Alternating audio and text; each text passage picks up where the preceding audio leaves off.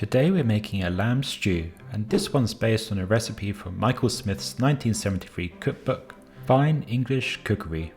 It's an interesting recipe that treats the onions and tomatoes a little differently to normal, and brightens the whole thing up with the zest of one lemon.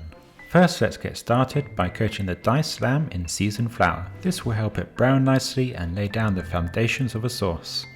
Now we're going to brown our lamb in batches in a heavy pan. Take care not to overcrowd the pan, otherwise your lamb will steam instead of brown. Getting good colour on the outside of the lamb will give you a full-bodied sauce. Set the lamb aside and add your carrots and celery.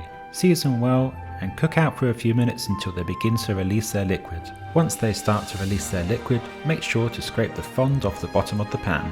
This way we can get all of that flavour into the sauce. Next, add the lemon zest, the rosemary, crushed garlic, chili flakes and the rest of the seasoned flour. Give it a mix, stir in the chicken stock and bring to a simmer.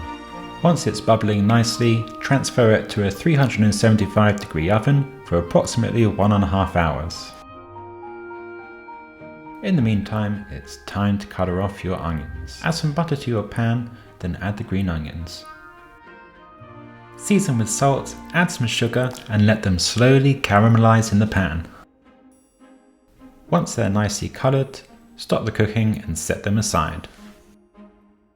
Add your caramelised onions to the stew halfway through cooking, then return to the oven. 90 minutes later and your stew has finished cooking.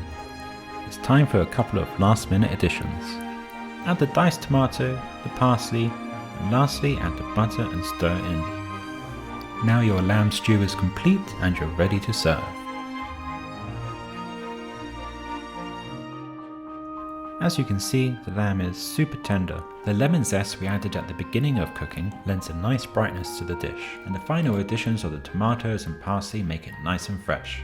This is a recipe I definitely recommend trying at home.